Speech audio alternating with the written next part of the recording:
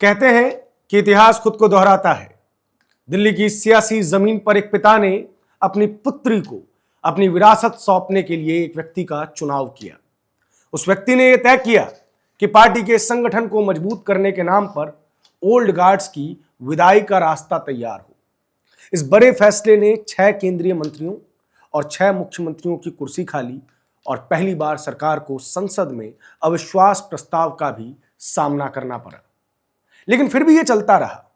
बाहरी तौर पर यह दिखाया गया कि इससे पार्टी की छवि बदलेगी और संगठन मजबूत होगा, लेकिन असली मकसद था अपनी पुत्री के राजनीतिक प्रतिद्वंदियों की भ्रूण हत्या, जिससे भारत की उपजाऊ राजनीतिक जमीन पर परिवारवाद का एक ऐसा बीज रोपा जाए जिसकी फसल आज तक उस महान नेता के परिवार को वरदान के रूप में अनुग्रहित करती रहे और वही फसल आज तक भारतीय नागरिकों के लिए अभिश्राप का दंश बना रहे। यह घटना भारत के राजनीतिक इतिहास में परिवारवाद की जड़ें तैयार करती है और बताती है कि कैसे ओल्ड गार्ड्स हटाए जाते हैं ताकि युवा तुर्क के रास्ते में कोई बाधा ना बने।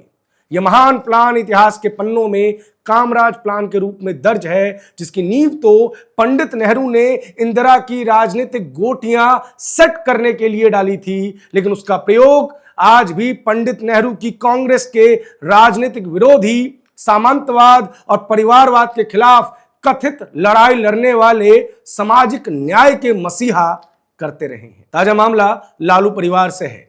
अंदर की फाइल में सारा कंटेंट ऊपर की तरह, बस आगे का नाम स्टिकर चेंज हुआ है। माफ कीजिएगा, आगे का नेम स्टिकर चेंज हुआ है। कामराज प्लान के ऊपर एक स्टिकर चिपकाकर उस पर लिखा गया है प्लान संजय यादव। नमस्कार, मैं प्रभात रंजन मिश्रा, आप देख रहे हैं द पैम्फलेट।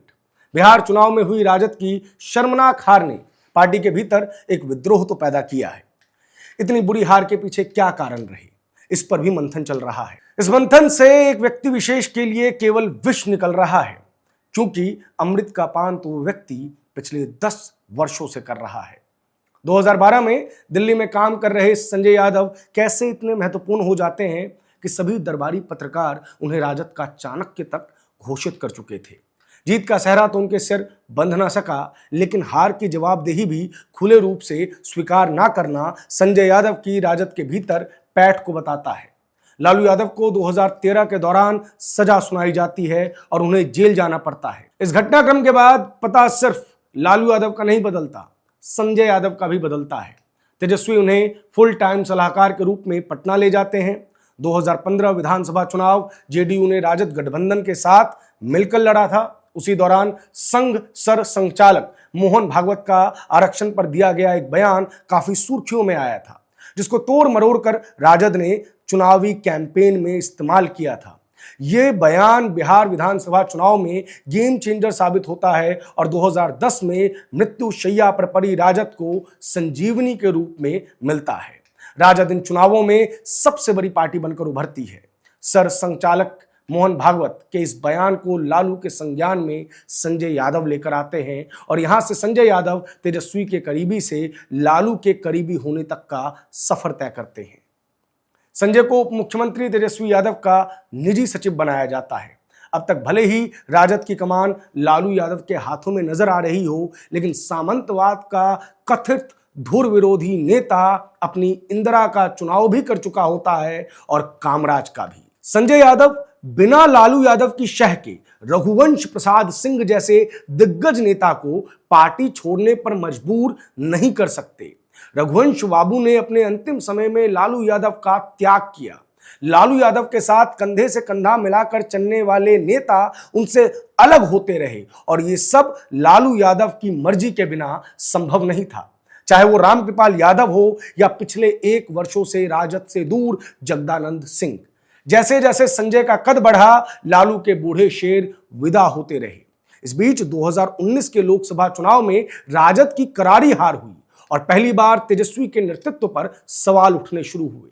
लालू के इस संरक्षण ने तेजस्वी को बचा तो लिया और 2020 में राजद को मिली सफलता ने सभी दिग्गज नेताओं पर संजय को भारी भी कर दिया।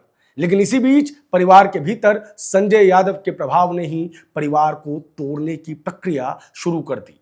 तेज प्रताप यादव द्वारा पहली बार संजय के खिलाफ बिगुल फूका गया और फिर भी अब्दुल बारिक सिद्दीकी, जगदानंद सिंह जैसे बड़े बड़े नेताओं को दरकिनार कर संजय 2024 में राज्यसभा भेजे गए।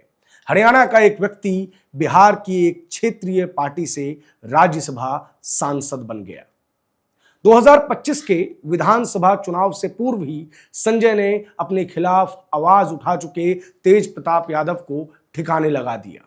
वो राजनीतिक रूप से हाशिए पर ढकेल दिए गए। रोहिणी आचार्य के साथ चुनावी नतीजे से पूर्व हुए विवाद ने यह दर्शा दिया कि अब राजद और तेजस्वी का पूरा नियंत्रण संजय के पास है। राजद को कवर करने वाले पत्रकार बताते हैं कि तेजस्वी किससे मिलेंगे या किससे नहीं मिलेंगे, ये संजय यादव तय करते हैं। किस चैनल को इंटरव्यू देना है, चुनाव की क्या रणनीति होगी, ये भी संजय तय करते हैं। राजद का कोई भी नेता बिना संजय के गेट पास लिए तेजस्वी या लालू यादव से मिल नहीं सकता। स्थानीय कार्यकर्ता और पदाधिकारी संजय की उपेक्षा का शिकार हुए। चुनाव में कार्य करने के लिए गैर बिहारी टीम, मुख्यतः हरियाणा से टीम को बुलाया गया और सर्वे और टिकट बंटवारे में कैडर को पूरी तरीके से नजरअंदाज किया गया। चुनावों में तेजस्वी को जीत का सपना दिखाकर राजद को एक दुकान बनाया गया और टिकट की बंदरबाट शुरू हुई। सीएम का सपना दिखाकर सिर्फ खजाना भरा गया। ऐसे आरोप कई नेताओं ने लगाए। सिटिंग विधायकों का बड़ी संख्या में टिकट का कटना इस बात का सबसे बड़ा प्रमाण है। बाकी आप मदन शाह को तो भूले नहीं होंगे, जिन्होंने संजय यादव के व्यापार का भांडा बीच चुनाव में फोड़ डाला था। जिस तरीके से वो राबड़ी देवी से अपील कर रहे थे, उसने चुनावों में एक टर्निंग पॉइंट का काम किया।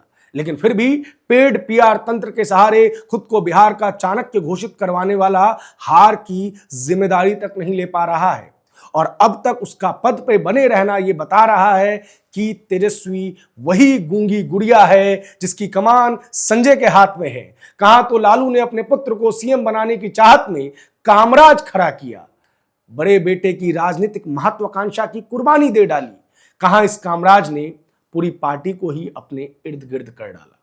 गलती लालू की है, तेजस्वी की ना तो ग्रूमिंग की ना ट्रेनिंग।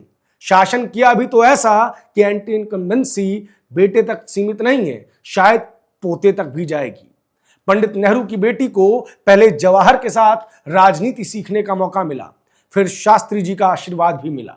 जवाहर की भूमिका में लालू आ नहीं पाए और जो नीतीश तेजस्वी के लिए शास्त्री जी बन सकते थे, तेजस्वी उन्हें खुद के करीब कभी रख नहीं पाए। निजी स्वार्थ के लिए लालू यादव ने पहले बिहार की, फिर परिवार की और अब पार्टी की बलि दे डाली। जिनको लगता है कि 2015 और 2020 में राजद की बढ़त का श्रेय संजय को जाता है, वे भूल जाते हैं कि 15 में नीतीश चाचा ने वेंटिलेटर पर पड़ी राजद को संजीवनी देने का काम किया था। वहीं 2020 में चिराग पासवान की क्रांति ने लालटेन की लौ जलाई रखी थी। इसमें संजय सिर्फ वो भाग्यशाली व्यक्ति रहे जिसका मित्र सत्ता पर बैठने का स्वप्न पाले बैठा रहा और उसका विश्वास संजय पर उसी तरह बना रहा जैसा दुर्योधन का कर्ण पर। अंत में दुर्योधन की भी हार हुई, कर्ण भी वीर गति को प्राप्त हुआ। बिहार के इन चुनावी नतीजों ने एक बार फिर से यदुकुल का महाभारत दिखा दिया। फिलहाल इस खबर में इतना ही। कैमरे के पीछे विक्की, मेरा नाम है प्रभात, आप देख रहे हैं दी पैम्फलेट।